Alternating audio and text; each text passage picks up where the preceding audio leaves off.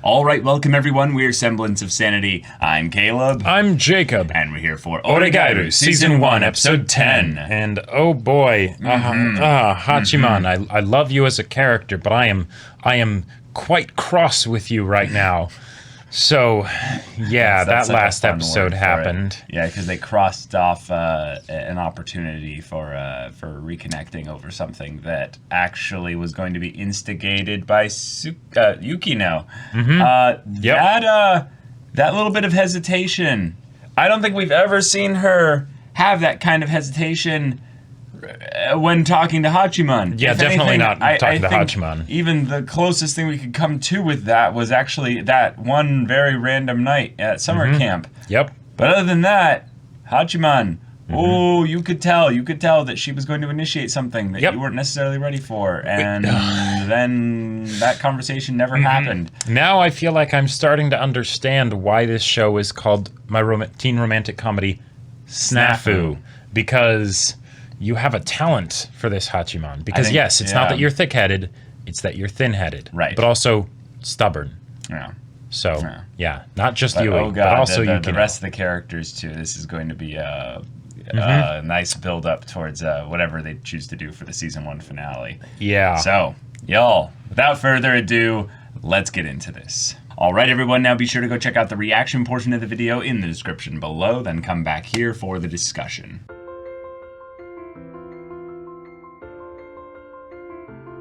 Okay, guys, we got ourselves a group project. Yeah. And a group project and a dynamic that allows for Yukino, Hachiman, and company to figure out how to work together. Right. Now, there's a simple aspect to this story in that we have Yukino's personality coming out as being one that is a bit domineering, and also one that is quite derisive when people are not performing up to snuff, which is an expectations, communications, and in some ways a leadership breakdown just in general. Right. She doesn't filter what she says. So. Well, right, but also she's the aide. So mainly what she's doing here is she's starting to act like the chairman. Thus, when Sagami starts to pass down all the responsibility to her, starts to make snide little comments about how, oh, this is us interacting with the community now. It's basically saying, oh, you asked for this. Right. And which is true.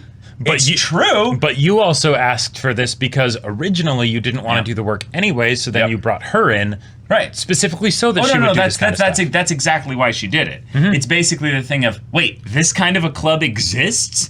I can get other people to just do shit for me? Do stuff for me? Yeah. What? Oh my god. That's the craziest thing. I will absolutely utilize this. And we saw that this episode built up Sagami as being one of the kinds of people who is kind of the people that Hachiman kind of hates, which is basically I use nice forms of like nice girl forms of requests and rejection. Oh, little old me. Okay, I guess. Yeah. I mean, I don't want things to fail. I'm trying to basically just trying to stroke their own ego and pride and yeah. It's the kind of immaturity that you'd expect from someone who's being put into a position that they are not currently equipped to handle in the in the sense of handling the responsibility. I guess, is the main aspect. Right, because she's competent enough probably to do most of the stuff. They said it was an easy job. Yeah, she just doesn't end up wanting to. Yeah, exactly. And it's the thing of, I'm used to people not demanding much of me, so someone says, hey, would you be up for helping us out with this thing? There's that compliment side of it where it's you want me to help you out with this important thing? Oh, well, gosh, thank you, right? But then she starts power tripping basically of like, how much can I sign up for and not actually do? Yeah. Yes, I am the leader of this the whole thing. I love the shtick of her having the two girls that are basically non-existent characters as well, that just kind of follow her around. The yes men squad, you know. Right, but what it is it's just showing how little she's actually wanting to burden like herself or even her friends and stuff, because this is just a way for her to be kind of immune to the effects of prepping for the festival by actually taking all the responsibility and then choosing where it really goes. So she, at the end of the episode, giving the stamp to Yukino is basically like, and with this, I now have no reason to be brought in to do anything. Right, which is, it's one of those things where when Hachiman, so I love how complicated all the dynamics were in this episode, because Hachiman and Yukino are not talking. It's obvious. It's awkward. Yui is caught in the middle, just being like, so this weather we're having. Yeah, right. And even needing to be confrontational with Hachiman and being like, help Yukino if she needs help. Right? Which, the fact that he did hear a little bit. Yep, and he did.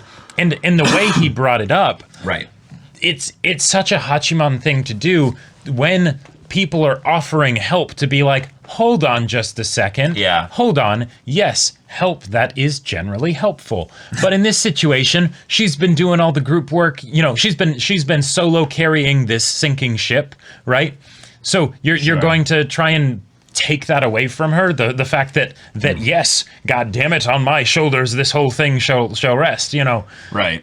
But she does have limits, so yeah. And also, what he did, essentially, was helping her in the social sense, but in the actual physical sense of the work that she's doing, he's actually making it harder for her. Yes, indeed.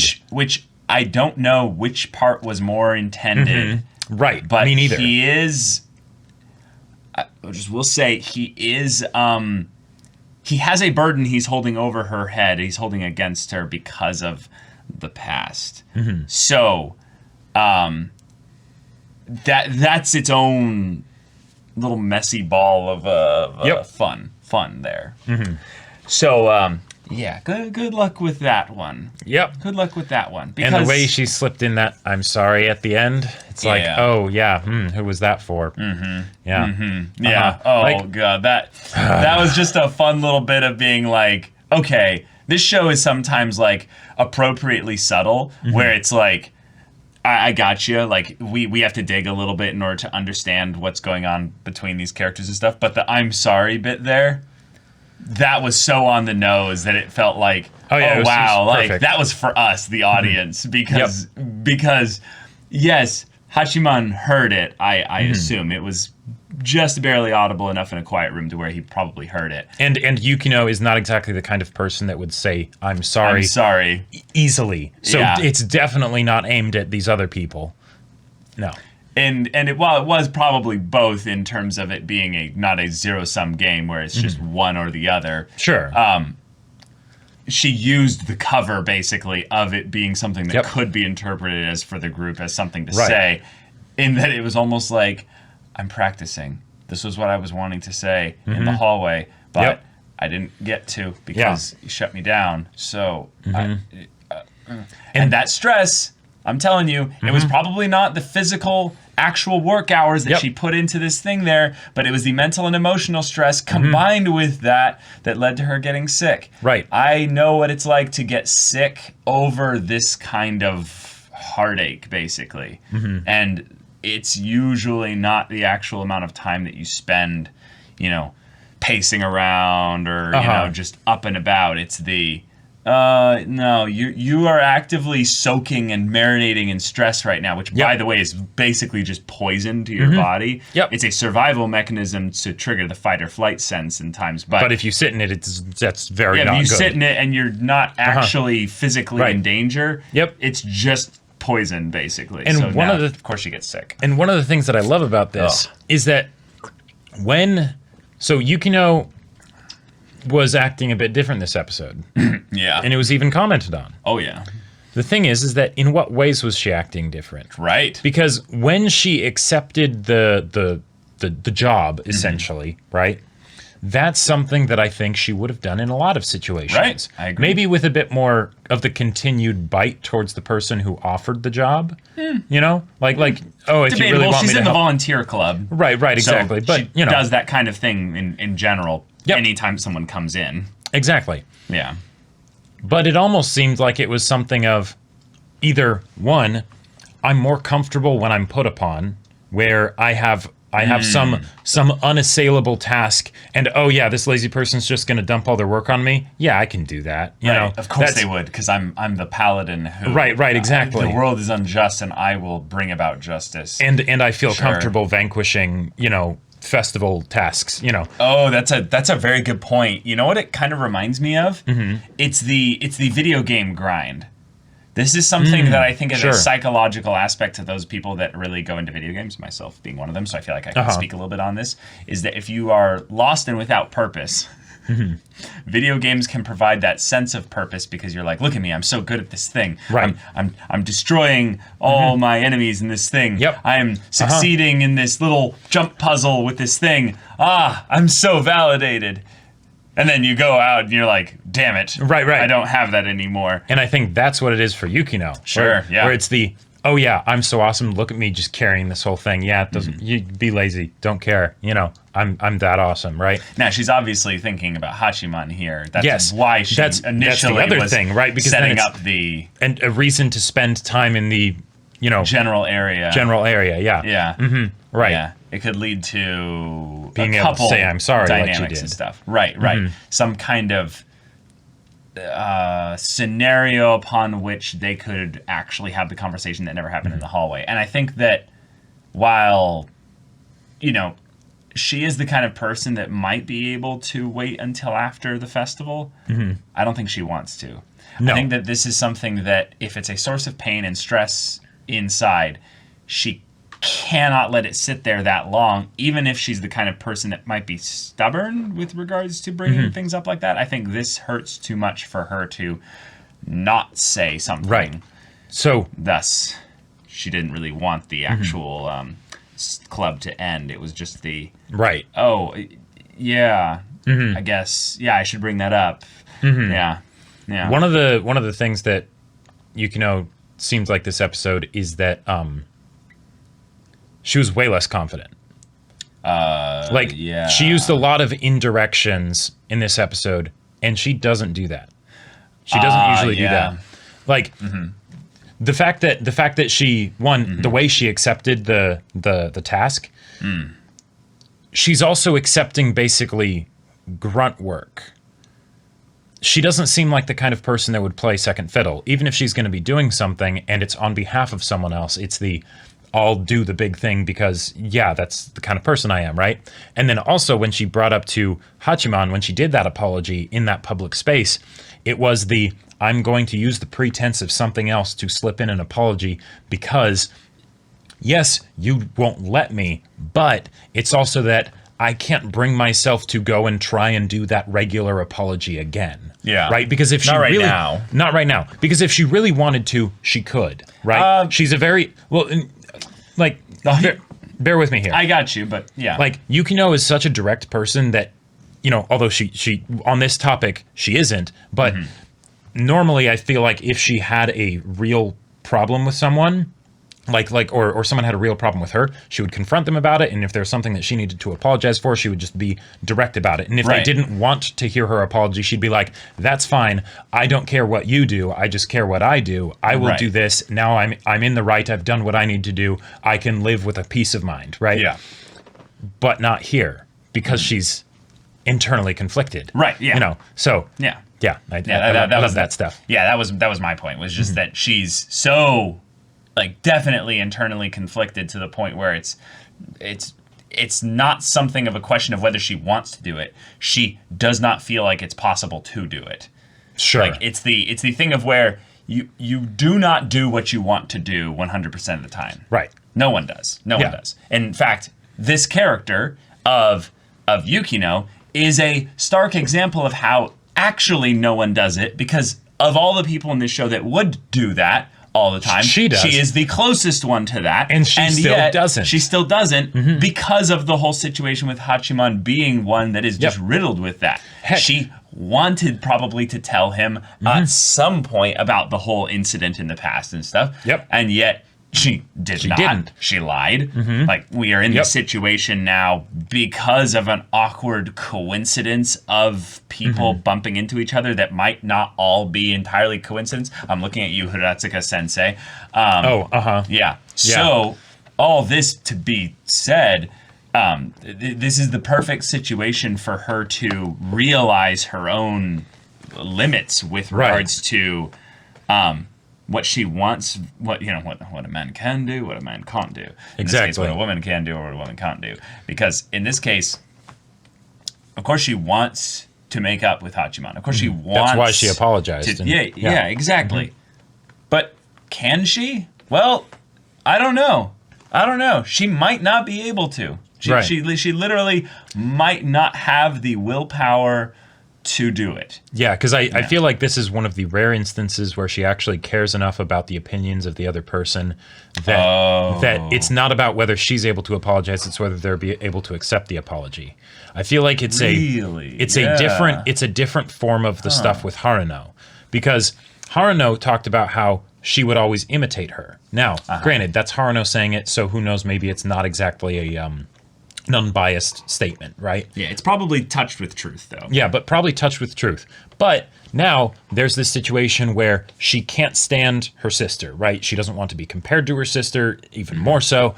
And when things are brought up that she would be absolutely happy to do, she's still doing the work as if she was leading the whole operation, right? But she doesn't like the idea of her sister being involved, even as a concept, right? Yep. So whenever it's brought up, even if everything that was being said is really good, once her sister's brought up, the whole thing's corrupted, and now she can't have anything to do with it, right? And I feel like that's like a weird reverse of what's going on with Hachiman. Oh, I see. Yeah. Where it's something where there's so much. It's one of the few places where she has a lot of emotion invested in the relationship, whatever kind of emotion it is, and can't approach it directly. So as a result, when it gets touched on like this, it causes this a small amount of energy applied to it causes this big flare up, right? Where she's what does she do? And then that's again, she gets sick. Right. So the idea of Yui being the one who basically just kind of had it and like walked out after kind of yelling at Yukino, being like you just said like you're not want to do that. What are you doing? And you didn't really get much from Yukino in that respect. When then she kind of storms out, you get this really cool kind of vibe here, and I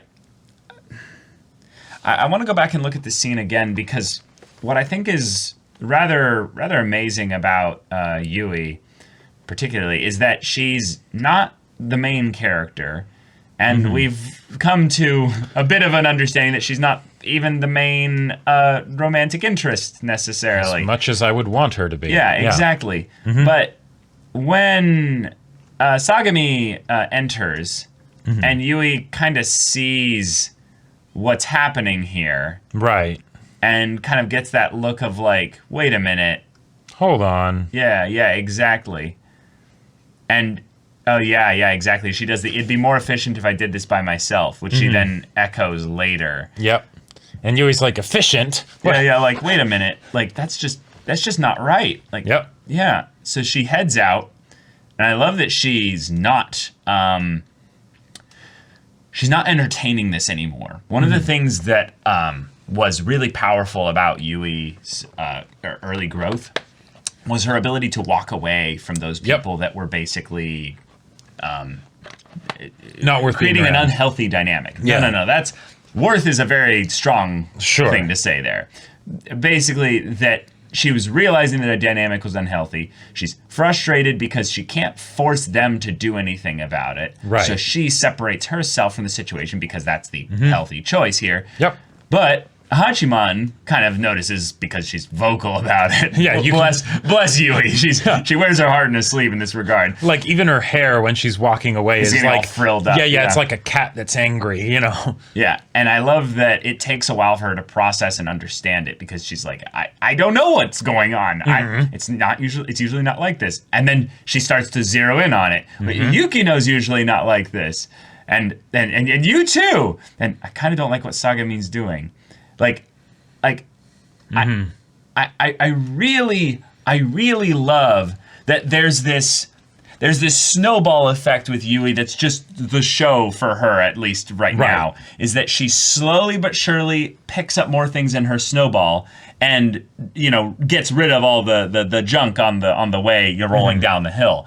And as she's processing this, she starts to realize, oh my God, Yukino is dealing with something that I dealt with before. I recognize what Sagamin's doing as being that kind of thing that the clique that I was in kind of did to me. It's a very different style, but it is similar. Then going, oh, I actually feel like I care a lot more about Yukino than I thought I did. Or I like Yukino way more than I thought I did.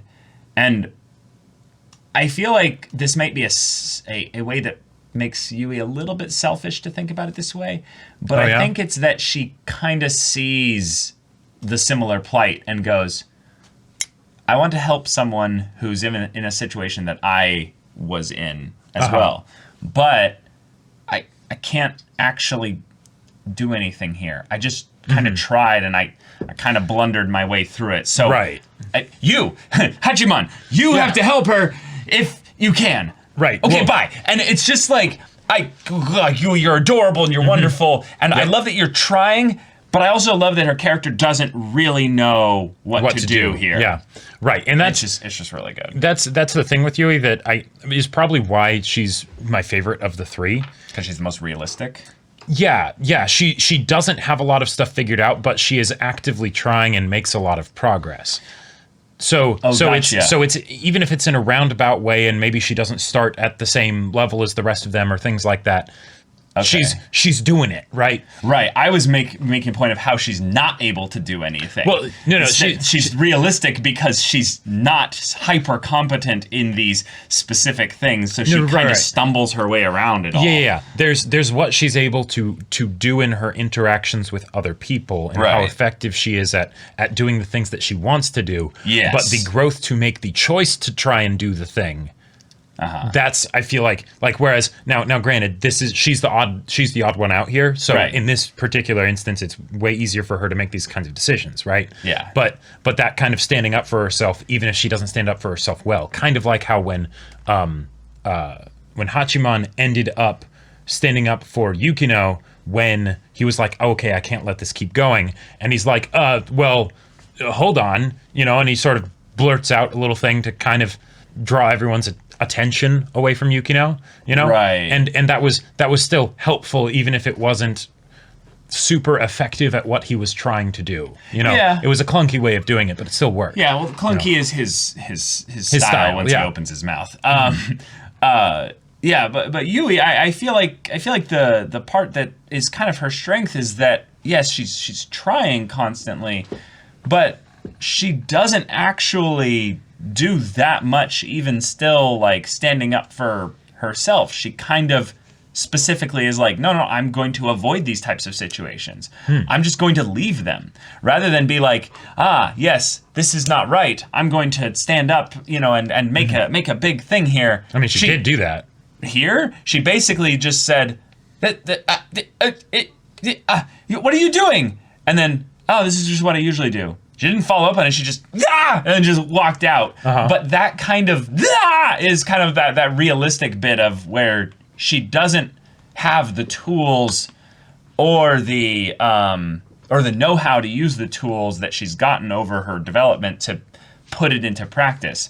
She ends up kind of just kind of stupid, kind of like that kind of like.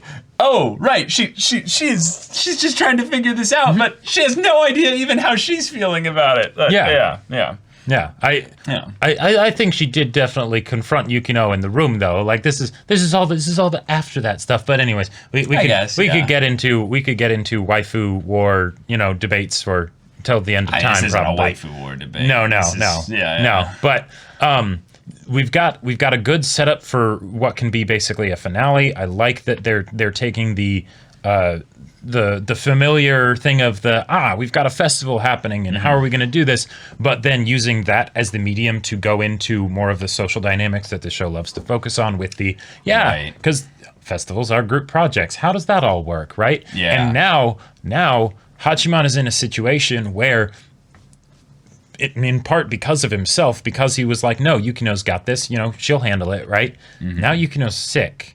So yes, you were potentially helping her out there, but this is also something that you caused in more ways than one. So what are you going to do about that? Because I don't think Hachiman's the kind of person that after he does something that has the more concrete consequences like this, that he'll be able to look away from it forever, right? Oh, okay. So that's a level of indirection though that I feel like is important to address here though, because it will be a long time before he realizes his influence in this if he doesn't actually know entirely what Yukino's trying to do here. Therefore, his actual feeling that he needs to do something about this, I don't think is going to come up for a while, because while he's in this situation and he definitely is trying to avoid the connection with Yukino, and that he doesn't knows mean that she's trying to establish it. I don't think that's necessarily the case. Oh, okay. Because he's very distrusting. He very, very much has an aspect of, I feel betrayed by Yukino. So Yukino, I had put her on a pedestal in my mind, and now I have removed her from that pedestal. So I treat her in some ways not just like anyone else, but worse than anyone else.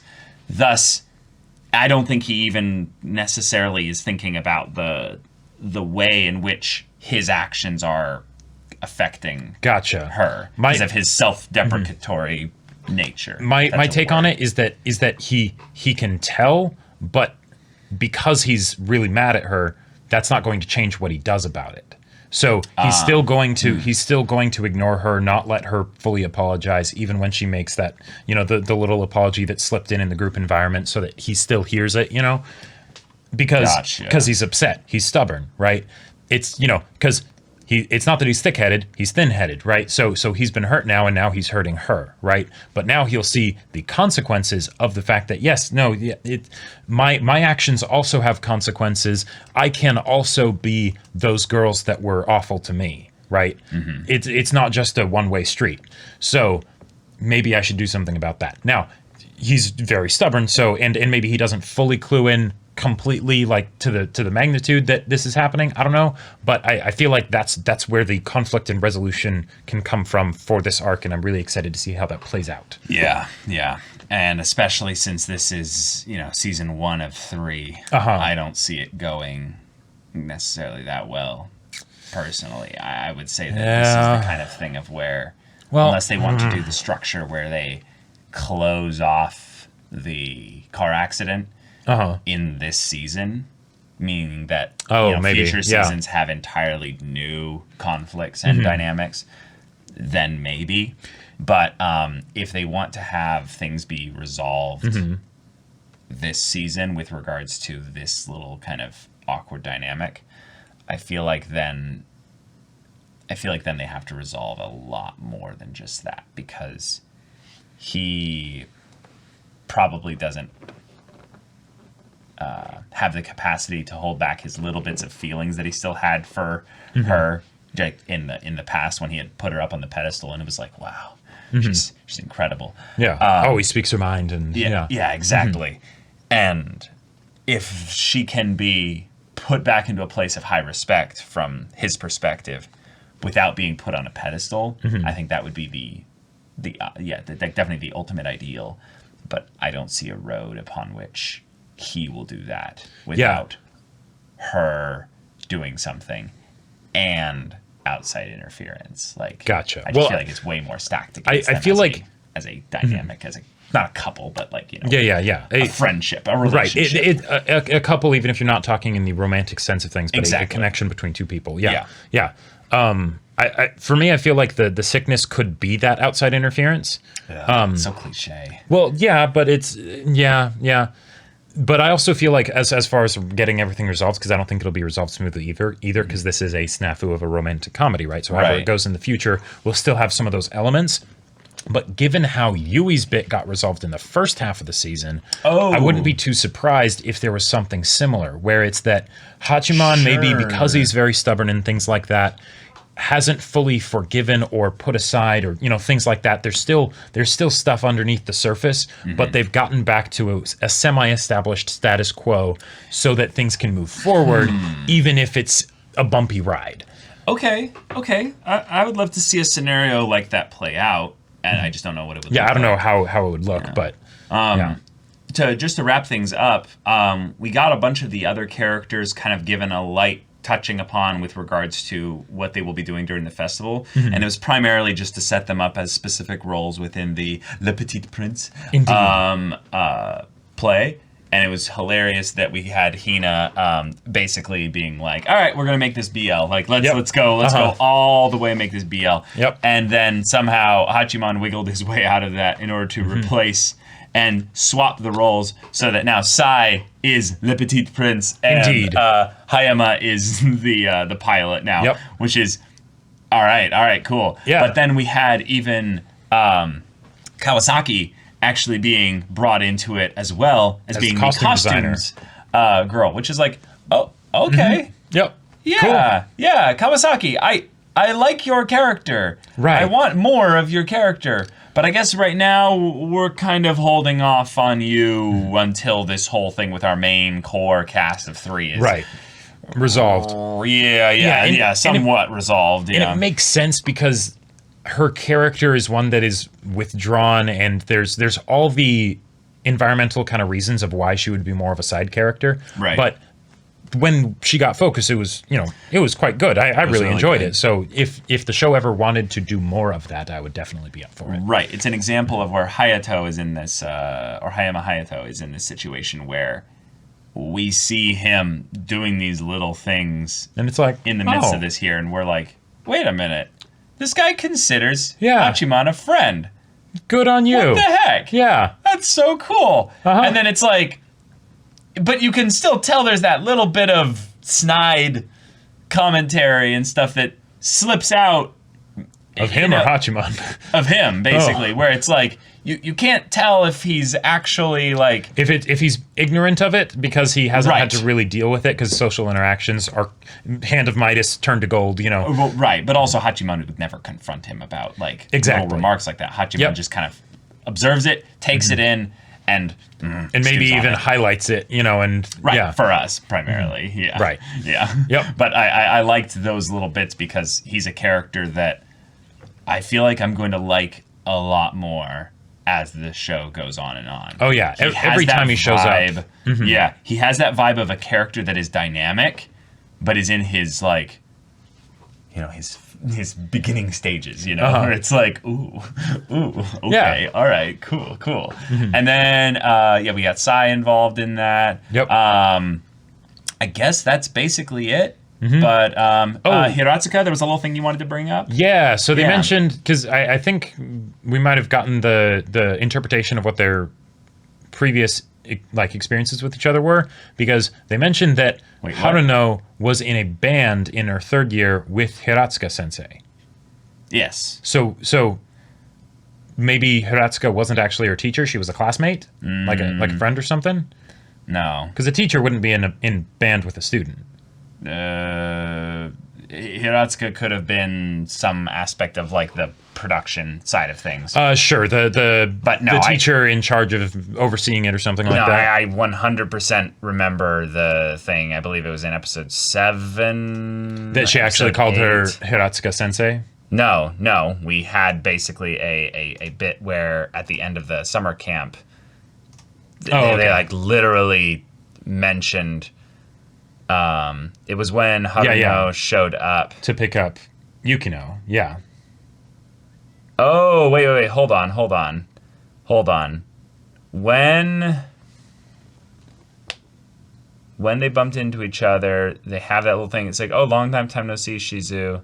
Stop calling me that. Do you know her? She's a former student of mine. Yeah, Okay, She just literally says Yep. that. Okay. Yeah. But the idea of them being in a band together, that doesn't necessarily mean that it was a school band. That's a great point. Just because, great you're in a point. band, it doesn't mean that it was a school-specific thing where only students of Right, it doesn't first, second, and third years or Right, it whatever doesn't have to be a band club, or something like that. It Yeah. could be just they actually started the band. had a thing there, and for some reason, they are not doing that anymore. Nope. They had a falling out.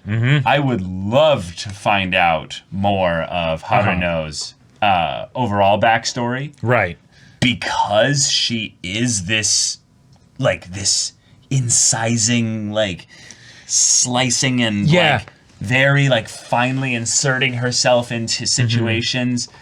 Hiya, hello, the cringe that she is. If I was to be her younger sibling, would just be ugh. But if I was her, if I'm trying to insert myself into her position and stuff, I very much understand a good percentage of her more than I would even like to admit. Well, but then there was the whole thing that the hello or whatever. It's okay, whatever. Hello, fellow kids, right? Right. Yeah. But the part where she starts basically specifically buttering up / sabotaging the whole situation with Sagami and Yukino. Yeah. And I'm not sure if that's just to get back at Yukino, or if it's actually just because I'm going to be manipulative because I want in on this. This seems fun, Yeah. But that's part of the reason why she's just terrifying. yeah, because if she was going to be coming in and helping out, great. Yeah, she has done a good job with stuff in the past. So we don't know Where are they at, though? yeah, but where are they at? They're not in a good place right now. I was thinking that maybe it would be something where it's she comes in and then, it's we might butt heads because we both have different ways of wanting to go about doing this. But no, is that actually the approach that she had when she was running things? I don't know, but yeah. I wanted to do the opposite of a frog. Instead of catching something with my tongue and sucking it back in, I want to expectorate something out of my tongue really far that way, and then let it go, and then lash in my tongue and be like. So like Toad in the X-Men movie when he would just No, that was just vomiting, vomit up the mucus or whatever. Yeah, no. If anything, I'm just getting go far away over there. You far away. I will fung you within an inch of your life. But anyways, that was an episode. We're into the finale for the first season. Yeah, we got a few episodes left. Yep. This was episode 10, so that means there's going to be 3 episodes left in the season. 3 episodes. Gotcha. Yep, That is good to know. Okay. So we are basically. This is a full arc. I mean, it could be. I would assume that at the very least it would go more than 2 episodes. As an arc. I would think so too. But the fact that there's 4 left, it's ooh, goody. Does that mean it's 3?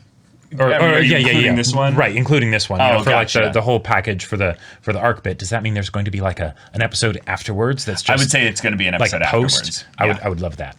I would love that. Yeah, I would say that this is a situation where you have to have the performance, the actual theater stage performance, be a legitimate performance that we see in the anime played out with other characters that we know and love watching as well as being in it. Amidst all the drama that's happening on the sidelines. Right, but that way we can have those conversations of blah, blah, blah, blah, blah, blah, blah. Oh, blah, blah, blah, blah, blah, blah.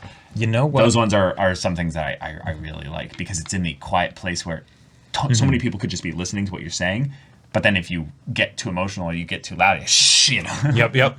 You know what I think we need here? Oh, what's that? So, night is darkest just before the dawn. We're coming up on the final quarter, and of the first season, and it's not going too good. Things are tense, things are awful. Yeah. But you know what we do have as a potential relief hitter or whatever you want to call it? Komachi, right? Yeah, I'm like, I have to just rely on Komachi. She's the only one that I can fully count on here in this situation. And when Hachiman is being a baka or whatever, or maybe he knows he's being a baka or whatever, and he doesn't know what to do, then Komachi just sort of plops down next to him and is like, yo, Oni-chan, back, or something. It'll be That's great. not really helpful, but yeah. She'll be able to translate that into something else that will be, receivable by her brother. I'm sure she will. We can trust Komachi. Yeah, she gives a lot of effort into it, but yeah, her success rate thus far. I'd say it's pretty good. Well, setting up situations, sure, but again, that's all she can do. Right. She's very good at leading the horses to water, but she cannot actually make them drink. She's tried, but no. No, that's what I was meaning, is that while she thankfully is played up to have some immaturities, she is not a perfect being, even though she does. She is wise beyond her years. Essences of that. Yeah. She is not successful in instigating the situation to make them drink, basically, but also she thinks sometimes it seems that she can. So I like that element of it is brought up. But that might be what's needed. So Yui, if you're like, what do I do? Team up with Komachi. Team up with Komachi. Oh, there you go. Boom. I like the way this is going. Yep. Yeah, because Yui is kind of becoming Yukino's other sister. Basically. Yeah. Yep. Yeah. The real sister. Parallels. Cool. Yep. I love it. Y'all, thank you so much for watching this episode's reaction and discussion. If you want to see the next episode's reaction and discussion right now, though, go check out the link in the description below for our Patreon. You can get on early access there. You can watch full-length timer reactions there, and all this comes with Discord access. So you can chat with us in the community there about this show, about anime in general, and also be sure to check out our Twitch channel. Yep. We stream Monday through Friday at 3 p.m. Pacific time for each of those days. Mondays, we do podcasts. Tuesdays, we do One Piece dramatic manga readings. They're wonderful and ton of fun. Wednesdays and Fridays, this guy here does gaming. Yeah, I'm playing Hades right now, and I'll be doing Cyberpunk 2077 soon. Yeah. And then on Thursdays, I do gaming, which right now is Persona 4 Golden. Yeah, so if any of that interests you, we'll see you there. But until then, we're Semblance of Sanity. I'm Caleb. I'm Jacob. And we'll see you all next time.